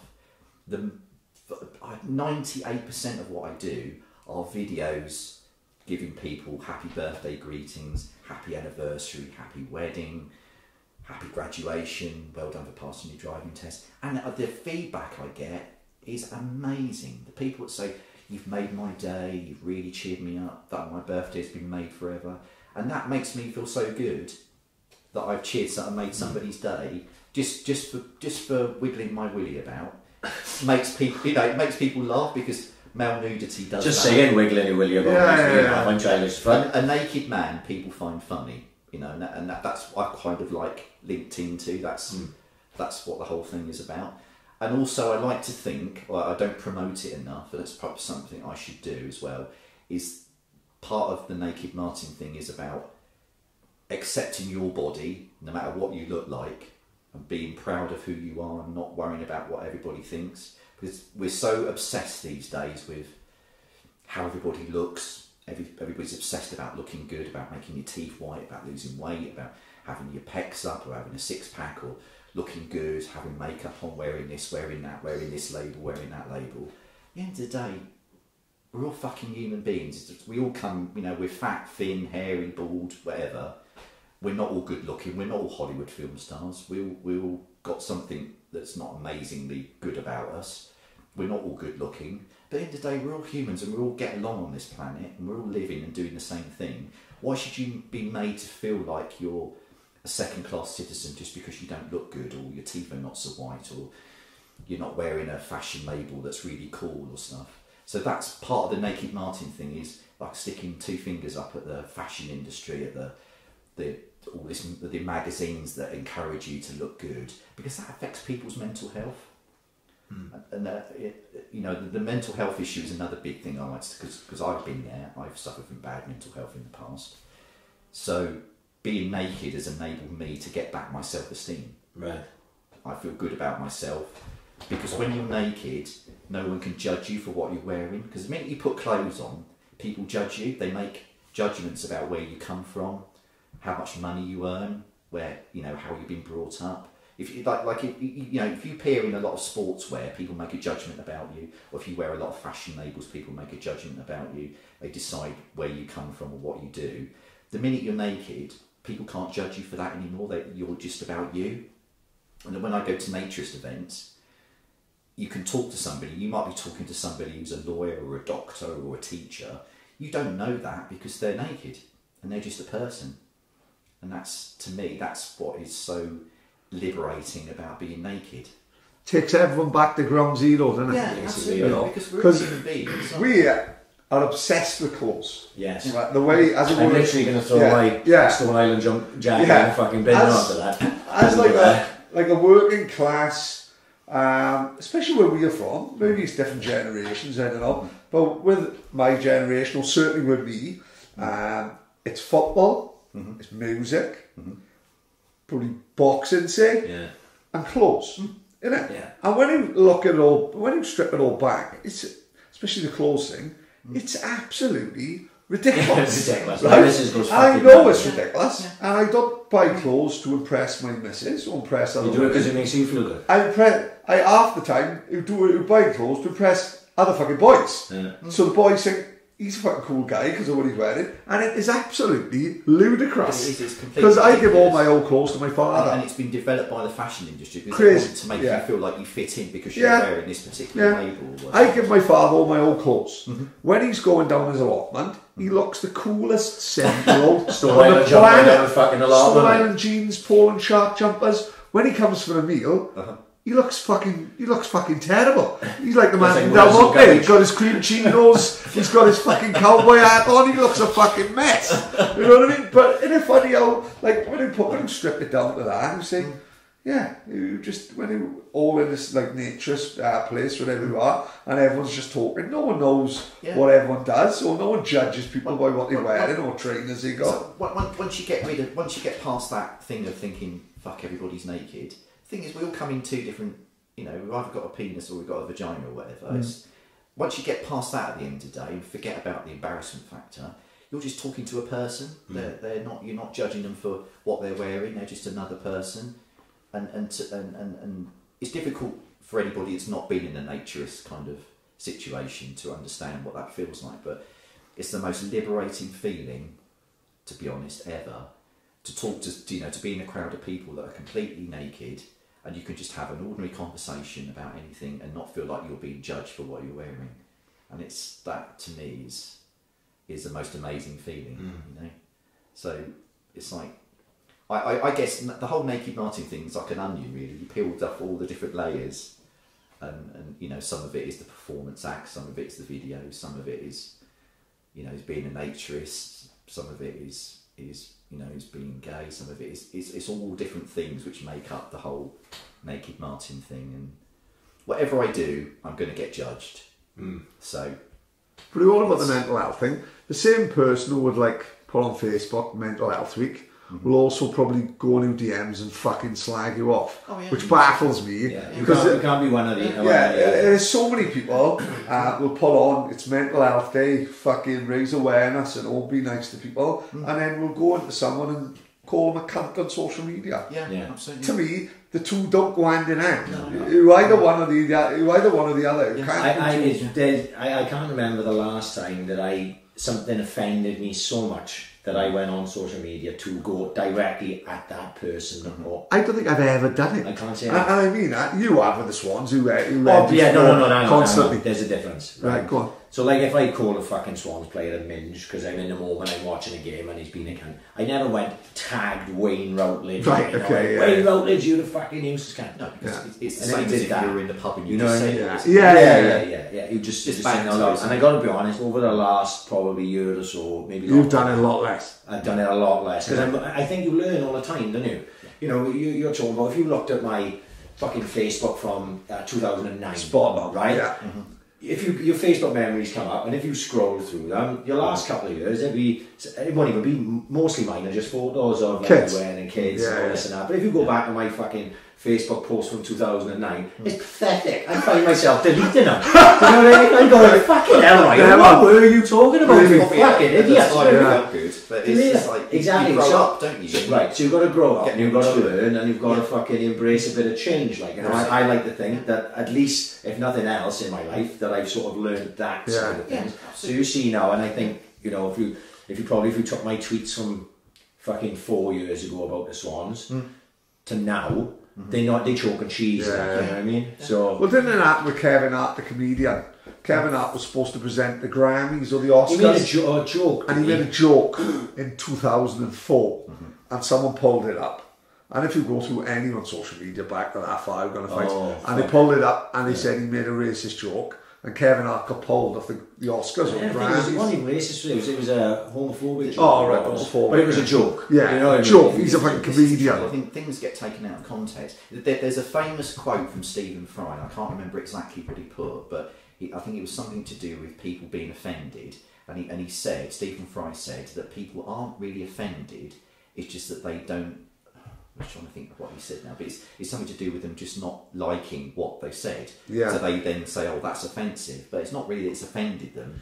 Yeah. It's like we've become so politically we correct. We live in an offence culture now. Can't really say anything without checking. And it's like, I mean, you know, I grew up in the 1970s, and I used to think some of the comedy that was on TV then. It was racist, homophobic. Yeah. I mean, look at the. Still funny. Oh yeah. You know, like the Alf Garnett stuff. Yeah. They can't even show it on TV. I was watching an episode of Are You Being Served just recently, you know, in the department store. Yeah, of course, yeah. John Inman and stuff, and it's full of like innuendos, sexual innuendos, homophobia, sexism, and well, John Inman was huge at the time. Yeah, absolutely. The show was completely massive. You think you took a lot of those jokes out of context, out of that show, and if you put them on social media, you'd be accused of being racist, homophobic, sexist, everything. But in that context, it was funny. Yeah. So the Carry On films. You look at a Carry On film now, and you would think, how on earth did they let allow that stuff through? But it was funny at the time, and it's kind of, I think as a society, we've all become too sensitive to things, and it's gone too far. I think you can still make a joke as long as it's not it doesn't get personal. You can still see the funny side of things. You know, otherwise you could literally get offensive about everything, couldn't you? I think you can, just from meeting you in the last 2 hours, I think you could definitely take the piss out of yourself. You know, I think he could laugh at himself, which is a I'm big happy, factor for us. You know what I mean? That to me, you know, I accept banter, and to me, it doesn't worry me if people take the piss out of me because I know it's funny. Yeah. That doesn't worry me at all. It's when it gets abusive, that's when I don't like it. It's like, I laughed today, somebody tweeted me I put a tweet saying I'm on my way to Swansea, #NakedMartin, #Swansea. Somebody replied to the tweet and said, why don't you turn around now and fuck off? Right, okay. And I looked at the tweet and I thought, oh, you're funny. And just closed it, because that's just like, it's purer. Why do it? It doesn't, you know. They've obviously beaten them honest. Yeah, that's it. They're trying to fucking warn you off. Yeah, absolutely. It's like, I don't care. I thought, I'm not even going to reply to it because it doesn't deserve a reply. And it's just like, you know, that it comes with the territory. And if I was too sensitive about half this stuff, I wouldn't do it. You kind of have to become a bit thick-skinned. Yeah, of course. Well, hopefully now, after the last hour and a half of us sitting here as three men and just having a fucking conversation and having a bit of a fucking laugh, people can see they do quite normal blow. If you I knew this was going to happen. Because of last week. We expected me to be a crackpot. No, I knew we were going to be normal. I knew we were going to be a normal Middle England gentleman, which is exactly what we turned out to be. Yeah. Last week, like you said, we listened to it before, like Captain Beanie, another. He was a really nice guy. Let me tell you, who also would probably, people who've never met him would give him stick, right? And of course, call him, weirdo, this and that, you know. Look at all the money he's raised for charity. Look at the guy. He's a lovely, lovely fella. Totally. Me and him come out, we didn't stop smiling till Sunday. And that's because my missus cooked dinner and she's fucking genuinely, like, we did the podcast, we came out, we recorded it in the car as we were travelling back, saying how much of a nice guy he was. And then the next day, the response we had was fucking amazing. And we were both chuffed, like we were messaging each other back and forth, and fucking I'm so chuffed that people liked Captain Beanie, because we immediately were like drawn to him and what a nice guy he was. And I think the same here. Exactly the same. You know what I mean? Exactly the same. So, you know, look, things you've done, Captain Beanie's not raising money the way you've done things, maybe. So, you know, maybe he's going to survive that side of the thing. Exactly. It's something that probably you're going to have to live with now. For however long Naked Martin continues on and grows or whatever happens, like, you know, but like you said, the more it happens, the less you'll give a fuck about it. Absolutely. Well, I wouldn't do it, to be honest. If I worried too much about it and worried what people thought about me, I wouldn't do it. So at the end of the day, I still enjoy doing it, and I love the feedback that I get, and I love it that I make somebody's day. To me, just to do 1 2-minute video wishing somebody a happy birthday, that makes their day. For me, that makes me feel really good about myself and makes them feel really happy. So, to me, that's job done. Plus, as well, you said 1 minute you sit in and let's be honest, me and him have got dead end jobs. You know what I mean? It don't matter. It suits us. Who has the odd holiday now and again? As long as we've got enough money for a couple of pints and the kids got everything, that's all that matters. But like you said, it was in a dead end call centre job, which you'd still be in now, doing nothing and. All of a sudden now we're doing something where you've fucking been all over Europe, right? As you said, you bring enjoyment to people's day, you know what I mean? Who's the fucking real winner? Exactly. You know what I mean? As long as you're enjoying what you're doing, which 100% I can tell that you are, you know what I mean? You are, I can tell by your face, like, fuck, some of the videos you've done been crackers. We nearly fucking lost him, man. You and Ryan was side to side with Doug the Drunk in the funeral. Would have been like the candle and stuff. Exactly, right? It would have been the people's princess, right? But we can tell you enjoying what he's doing, mate. And fucking long may you continue. It's completely mad, and I still think it's crazy sometimes. And I still get really chuffed when people recognise me, and it happens more and more now. And I still get surprised over it. I was in...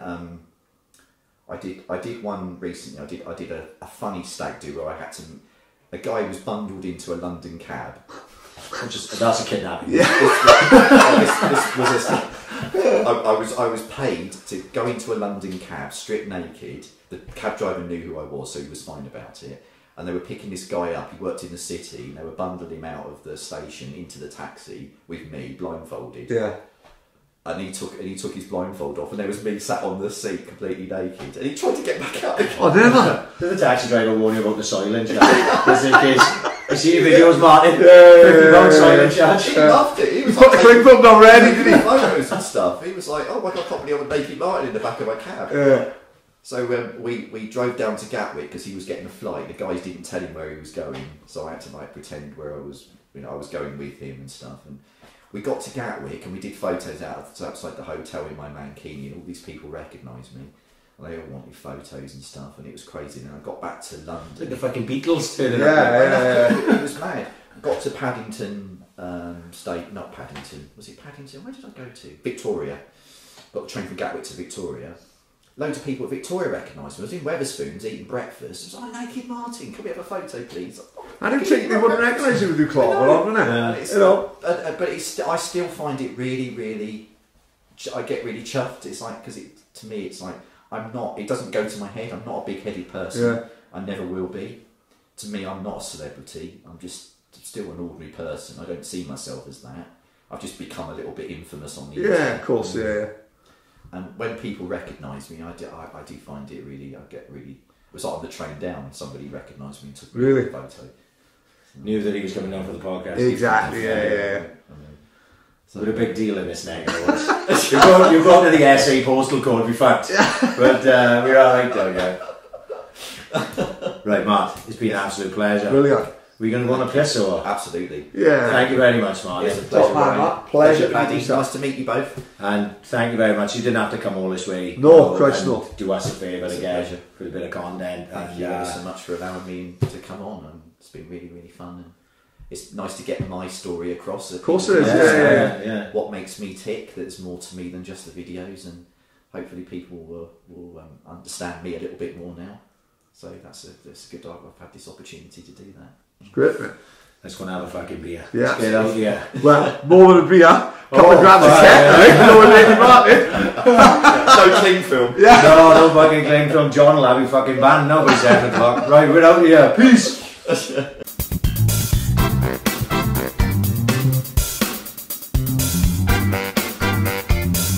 Ambition is critical.